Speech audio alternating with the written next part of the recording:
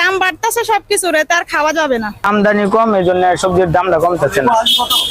এই যে সপ্তাহখানিক আগে সব সবজির দামই বেশি আছিল, ওই তুলনায় এখন অনেক কম। আমদানি বাড়তেছে, দামও কমতেছে। বাজার দর আগে বর্তমানে 3-4 দিন আগের চাইতে এখন অনেক কম। আগে যেগুলো 120 টাকা কেজি আছিল, এগুলো এখন 60-70 টাকার ভিতরে আসছে।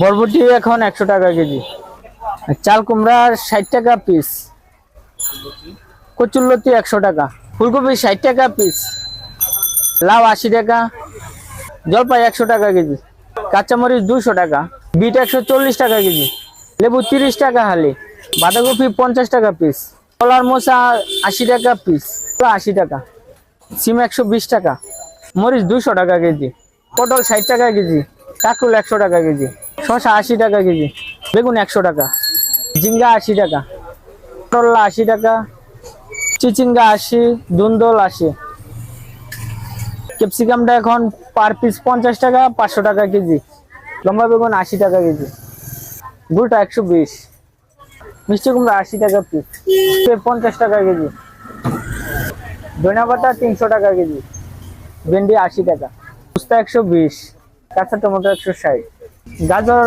180 টাকা, ইন্ডিয়ানটা 160 টাকা কেজি, দেশিটা 240, সূর্যমুখী 100 টাকা, দেশি ছোট আলু হচ্ছে 80 টাকা, ডায়মন্ড আলুটা হচ্ছে 70 টাকা কেজি, কলা 40 টাকা হালি। কাঁচা বাজারের দুরবস্থা, 80 টাকা ভেন্ডির কেজি, রসুন আছে 260 টাকা করি। আমাদের তো আগের মতন খাওয়ার মতন সে অবস্থাতে নাই, বুঝছেন? যে দাম বাড়তেছে সবকিছুর, তার খাওয়া যাবে না।